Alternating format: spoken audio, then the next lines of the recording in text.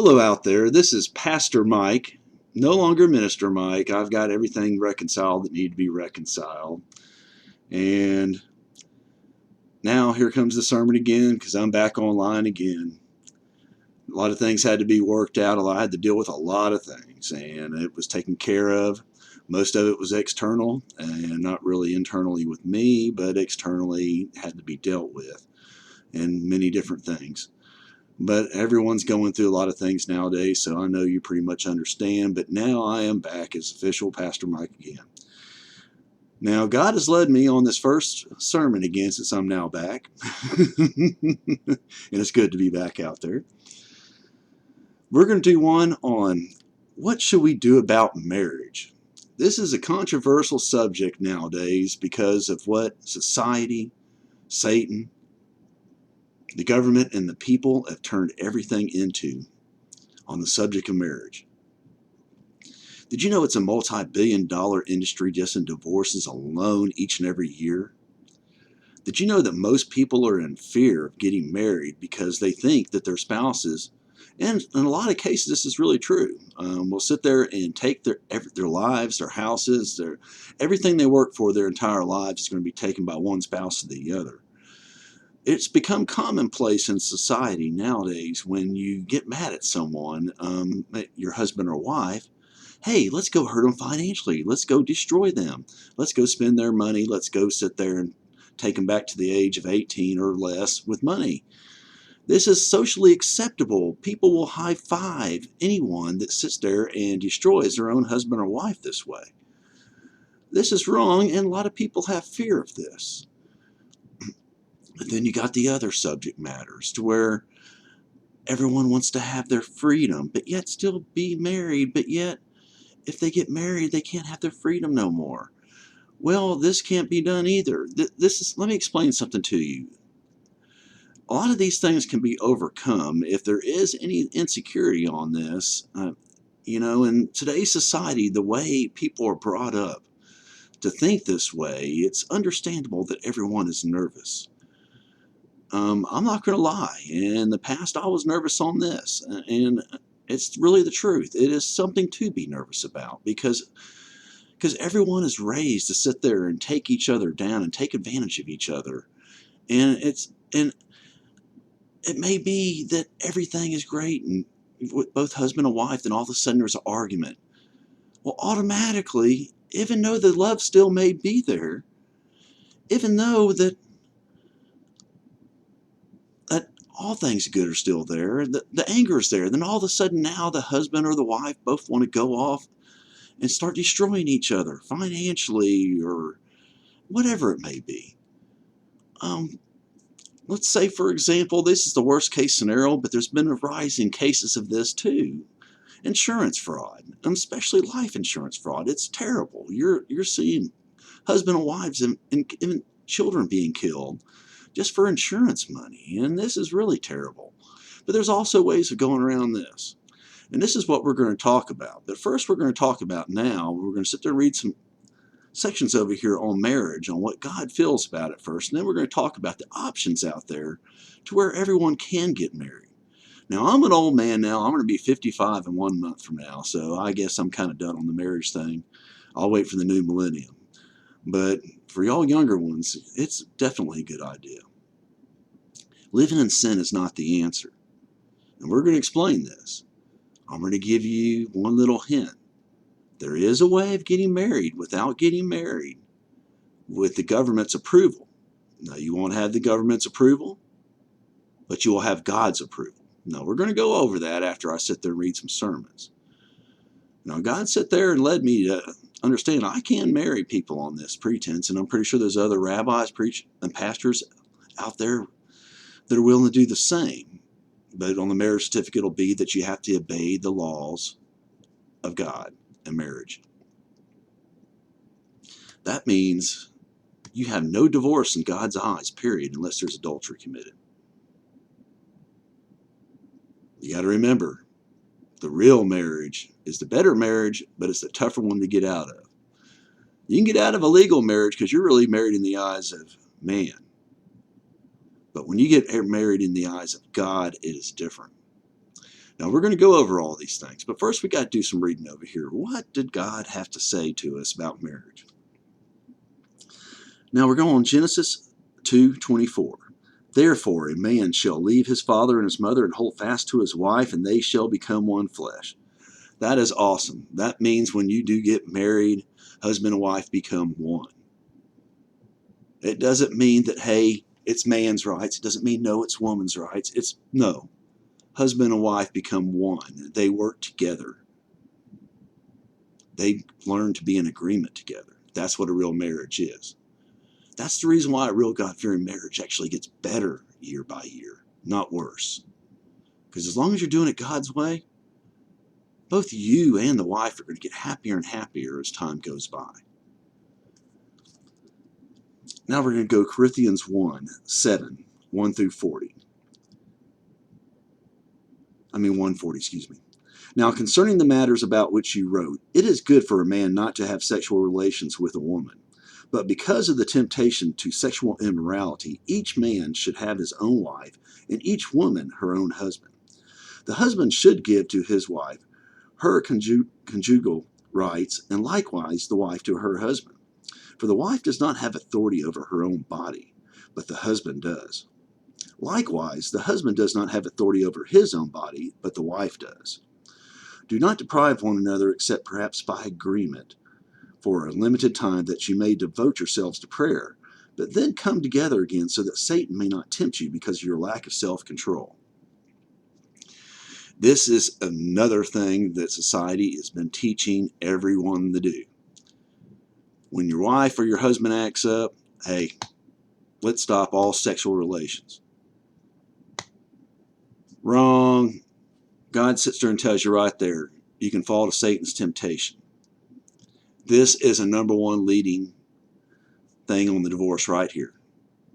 A husband or a wife getting mad at each other and cutting off the other one. And by doing that, and then they get weak, and then the bad guys move in, or girls, and sit there and break up the marriage. And then the husband and wife are both unhappy for many, many years. This is not a good thing. Make sure if you do get married, or you are married, hey, it's always the honeymoon. Don't give up on the honeymoon. Going out, even on a date, and pretending like, hey, y'all are just starting the date again once a week, that ain't a bad idea. Holding your wife's hand when you're going out shopping or whatever it may be ain't a bad idea. And men, they put up with our stuff. Well, we got to sit there and listen to them, tell us how the day went and everything else every day. So it's a give and take. No offense, ladies, but on how y'all run away from certain things of us men, well, we run away from that one. But hey, we real men know that women want to sit there and unload and explain these things because it makes them feel better. And men, by them feeling better, then we get to feel better. So that's the way it works. I just thought I'd bring that up. Hopefully I didn't hang myself with the ladies out there.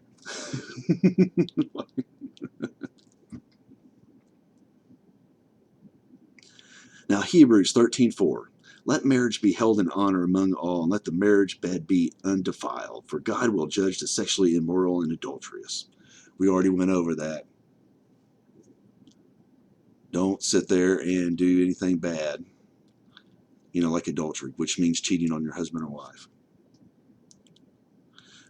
Now, the ladies will like this one. Proverbs 18:22. He who finds a wife finds a good thing and obtains favor from the Lord.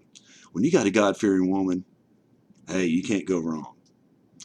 Now, I'm going to cheat a little bit on this one because I wanted to sit there and wait on this one, but I'm going to throw this in. The best marriage you can actually achieve is not only by what I'm telling you, but if both husband and wife really do know God. That means you've had to have read the Bible at least a minimum of once in full. That's the beginning to the end in full. I'm not talking skipping around. When you do this and you go and pray to God and tell God what you learned each and every time you read, each day, just one page or so, and then ask God to tell you and explain to you what you don't understand, and you'll find out one way or the other. That's how you get an understanding and closer to God. That is one super great way. Prayer too. But I know this works. I got testimony on this.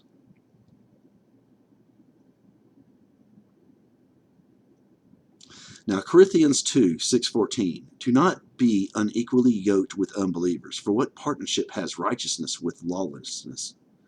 Or what fellowship has light with darkness? What that means is don't fall for anybody saying, hey, it's women's lib. No, it's men's lib. Da, da, da, da. No. We do marriage according to what's written in the Bible. We don't do marriage according to what society says. And by the way, Corinthians is quite dirty, like Houston is nowadays. By the way, now you know where I'm at. But the deal is, Houston is the same as Corinthians. Corinth is what they called it, which is in modern day Greece. It was a very, very dirty city. There was sexual immorality of every type. Prostitution was considered normal. Gambling, heavy drinking, etc., etc. Anything and everything bad you can imagine was considered normal and a legit thing. Even incest to a certain degree was considered okay. And this is at the time period that the church was getting started, back right after the death of Jesus being resurrected back to heaven again. He wasn't really dead, but he's gone to heaven. That's what I meant. But he never really was dead. His body died, but Jesus has always been Jesus, and Jesus will always be there. No one can kill Jesus. No one can kill the Father. That's just the way it is. But he allowed his body to die of the earth so he could be that sacrifice for us. So I thought I'd explain that. Now, 1 Corinthians 13, 4 through 7. Love is patient and kind. Love does not envy or boast. It is not arrogant or rude. It does not insist on its own way. It is not irritable or resentful. It does not rejoice at wrongdoing, but rejoices with the truth. Love bears all things, believes all things, hopes all things, endures all things. Now, what this is all about is basically what I just brought up. Being of the earth, that's what this is. Listening to the people going the wrong way, this is what this is. We don't do these things. We join together as one. We sit there and love each other. We become one person. We attempt our best to sit there and understand each other. It takes years to really get that super, super, super really good bond. You think you got it when you first fall in love, but that love just multiplies more and more every year as you're together.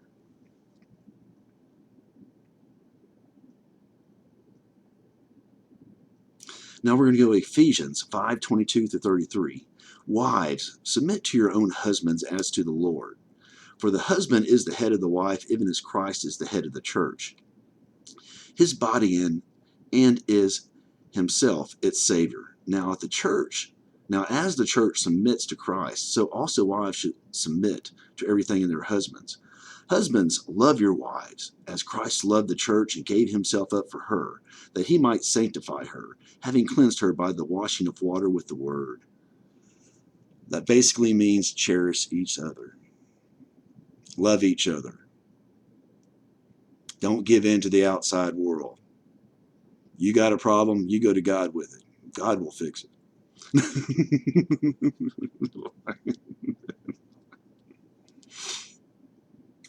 Okay, now us men are about to get it over here. Okay, now we got Ephesians 5:25-33. Husbands, love your wives as Christ loved the church and gave himself up for her, that he might sanctify her, having cleansed her by the washing of the water with the word, so that he might present the church to himself in splendor, without spot or wrinkle or any such thing, that she might be holy and without blemish. In the same way, husbands should love their wives as their own bodies. He who loves his wife loves himself, for no one ever hated his own flesh, but nourishes and cherishes it, just as Christ does the church. What that means is, husbands, our wives are going to submit to us, especially when they love God. But we're not to abuse her. Just will we abuse our own bodies? No. We are to consider our wives our own bodies, so we should not abuse them.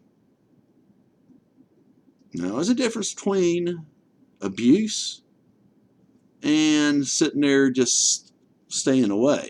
But the deal is, I think you know the difference. I think everyone does. And I think you know what I'm talking about. I don't want to really go far on this because I want to keep it G-rated, but that also would go towards the fact, do not hit your wives. There's no reason to do that. All you got to do is simply remind her on what's written somewhere. And wives the same. You can remind your husbands on what's written somewhere. That's the reason why it's so important to know the Bible, both husband and wife, before you get married. Because y'all can get each other if y'all mess up on what's written. And you can fix it. Everyone does. But the deal is, if you fix it quickly, it'll blossom into something better. And never rub something in. Once the lesson is learned, and the husband or wife is reminded, they're going to be reminded every time they think that direction again, and they're going to be punishing themselves. You don't have to rub nothing in, husbands or wives. Just remember that. Proverbs 21:9. It is better to live in a corner of the household than in a house shared with a quarrelsome wife. What that means is, if you have a woman that's going to jump on you constantly and everything else, you need to sit there and review before you get married, because once you're married, you're locked in. And I've seen that nightmare. I've seen poor people have to go through that one. But that was their fault. She was already like that. They sit there and refused to ignore that and jumped into marriage without knowing who she was on that. That don't change. You'll see bits and pieces of that, even if they're acting. Now, see which one I may have to sit there, because I'm going kind of long. Excuse me on that. I just got news of another terrible thing going on in the city.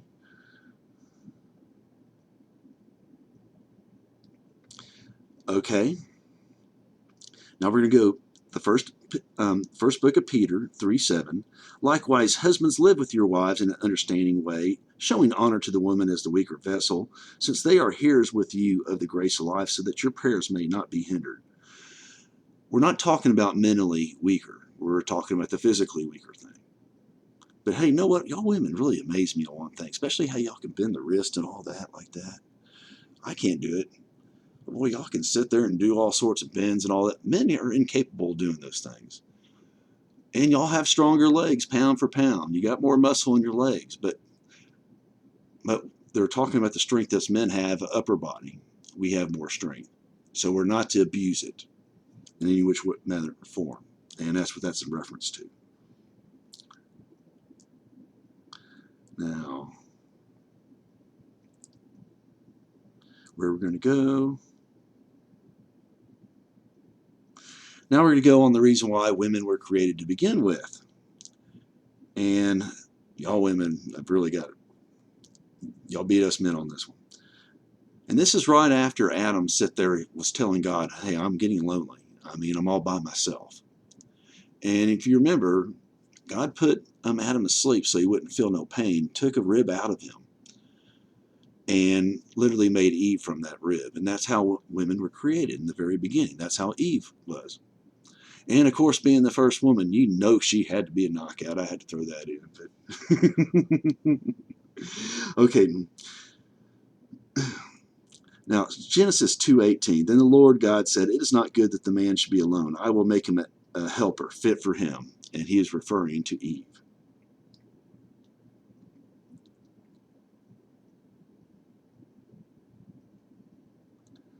Now, here goes Ephesians 5:33. However, let each one of you love his wife as himself, and let the wife see that she respects her husband. We've already gone over that one.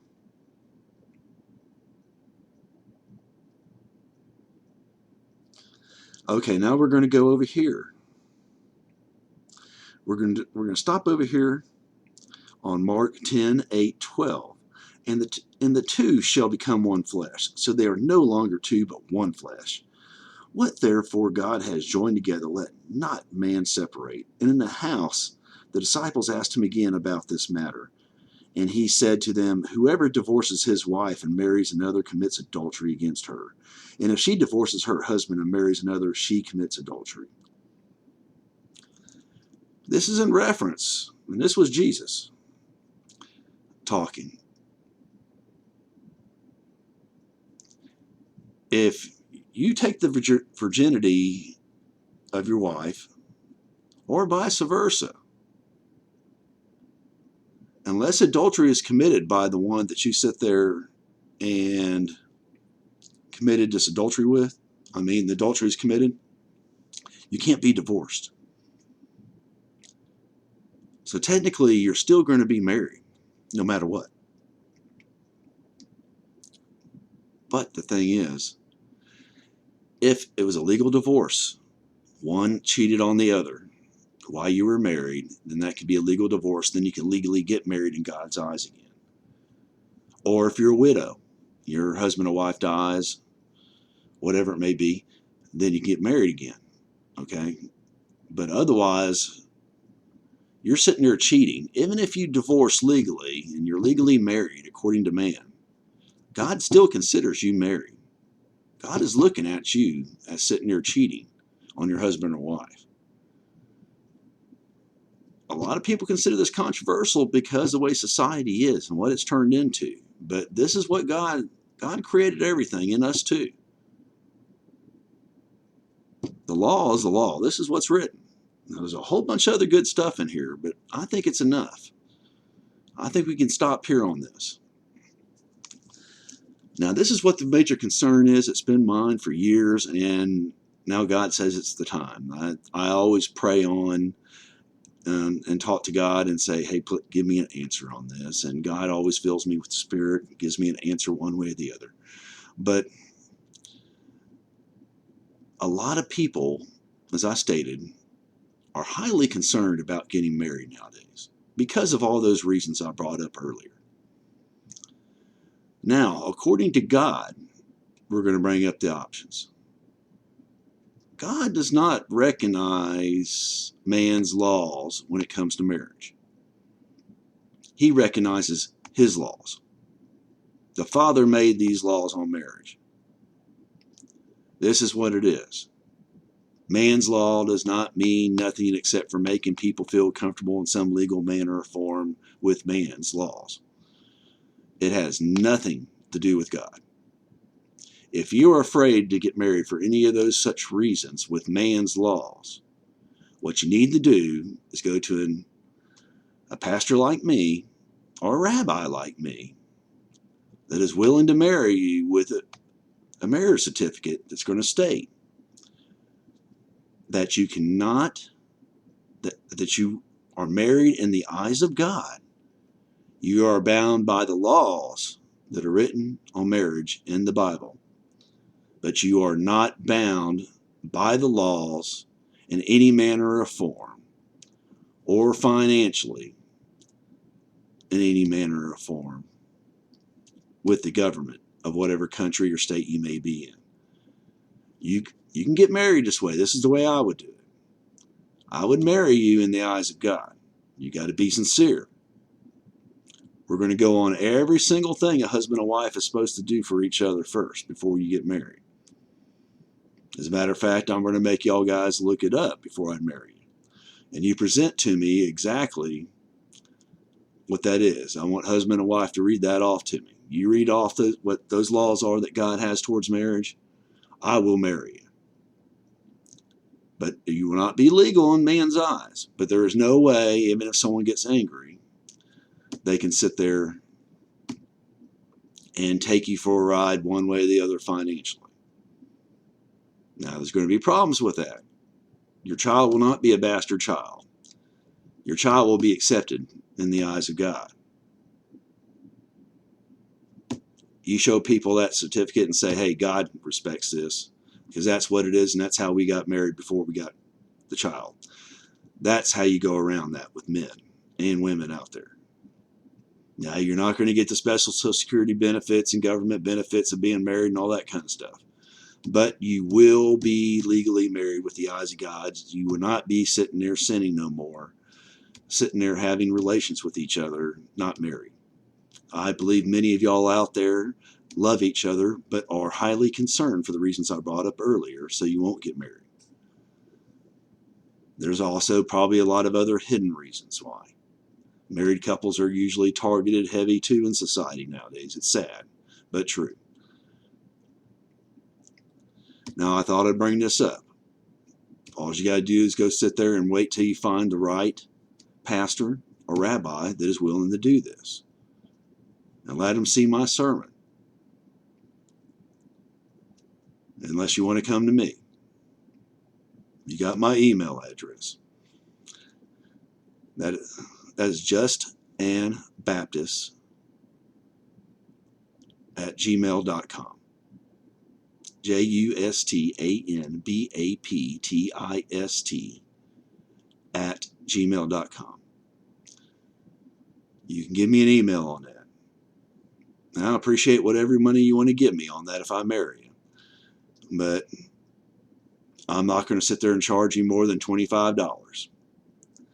And that's just because that'll cost for the gas and the paperwork and everything else. I'll have to do sit there and write up a certificate for you. But that's it. But if y'all want to give more, that is greatly appreciated. I am far from a rich man, and I'm still online. But I thought I'd bring that up. Now, any other pastor or rabbi you want to go to that's willing to do this, let them see my sermon, and then they'll understand what's going on here. And tell them to sit there and pray to God on this. And tell them also to bring up in the Bible where it says the government has to be in agreement when a man and a woman get married and join together. That's what I got to say on that. Now, your other option is too. You can legally get married, and now we're going to sit there and go the 50-50. Hopefully you will sit there and still read the Bibles, go on what God has to say about marriage and live on it. Then you can have all those legal rights with men, everything else. But you can also have prenuptial agreement to where you can have whatever you're concerned about thrown in to where either or can't do anything. You can go that direction too. Those are your two choices. The third choice of living together the way y'all are doing it is not the right way to do it. Getting married in the eyes of God is. And if you have that certificate, you can take pictures of it with your cell phones. Show everybody saying, hey, we don't believe in the laws of man, but we do believe in the laws of marriage with God. And that's how you go about it. But that's why I had to do this sermon. I had to sit there and tell you on this. These are tough times we're going through, and it's really, really bad. We got it. Everyone knows what I'm talking about on that. There is no safe place on this earth anymore. It is all upside down. It's crooked everywhere. Everything's a lie. Everything's deceitful. Everyone's trying to steal things. Everyone's trying to do things to you. It's going to get worse. These are the times we're going through. This is what's written. Scrolls are being opened.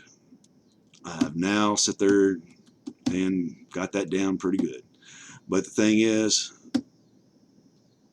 a husband and wife being together and growing together and having to be able to cry on with each other's shoulders and to sit there and hold each other and hug each other and reassure each other and do things together, even though the world is what it is a blessing from God. It is a beautiful thing. And if God supports you, it's going to be that much more beautiful. And God will give you the resources and things you need. I've seen God bless families more so than single people. The families always get blessed more, especially when they serve God. And this is what the truth is, and this is what it is. As written. But I thought I'd bring this up. And it's a sad day to where I got to sit there and bring up people got to get married in the eyes of God, and we got to bypass the government on marriage because of what it's turned into.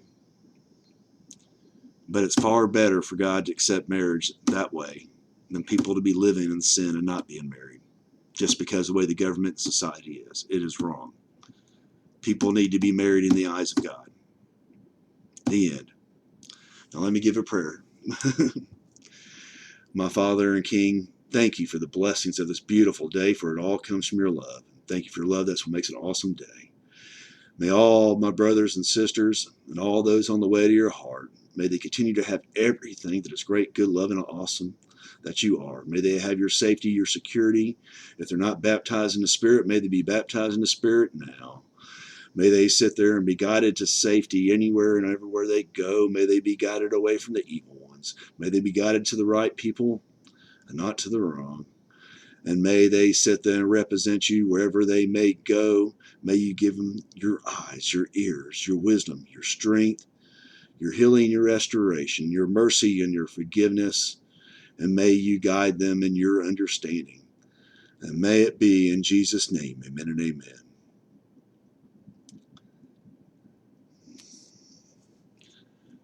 I love y'all, brothers and sisters, and y'all have a blessed day now. This is our sermon. What should we do about marriage?